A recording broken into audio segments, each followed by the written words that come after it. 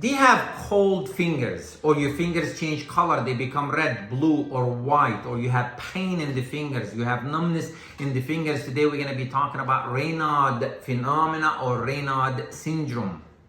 Now, we have blood vessels that supply the extremities, especially the fingers and the toes, and they expand, they constrict and dilate.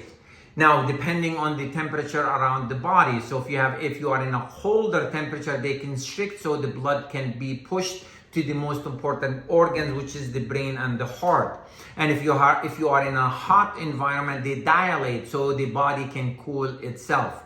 Now, with Raynaud, you have abnormalities in constricting and dilating of those blood vessels. So you have the symptoms. The symptoms include pain in the fingers. It could be the fingers, the toes, the nose, or the ears. You can have changes in color of those parts, where it can change from blue to red to white. You can have numbness and tingling sensation also of those of the fingers or the toes. You have cold sensation and you have pain. Now, we divide Raynaud into two categories. We have Raynaud phenomena and we have Raynaud syndrome. Raynaud syndrome is a primary syndrome, no cause, identifiable cause for it. With Raynaud phenomena, it's due to something else. It's secondary to something else. It could be medications. So medications that can cause Raynaud, migraine medications, or you have an ADHD medications, you have chemotherapy.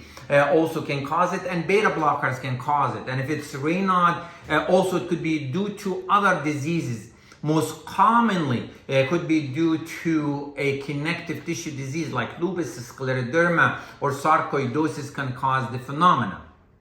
Now, the diagnosis is based on the clinical history. The physician will get clinical history and examine the patient, and they can determine if it is a syndrome or phenomena. If they believe it is phenomena, they can order blood testing to test for connective tissue disease, or they can look at the medication history to see if any medication can be causing the symptoms.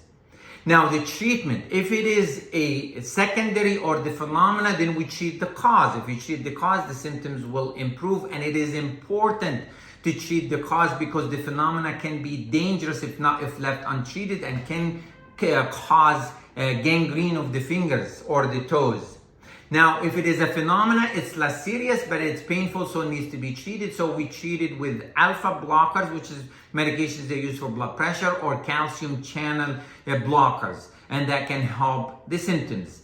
But it is important to determine if it is a syndrome or if it is a phenomena before it's treated. And thank you.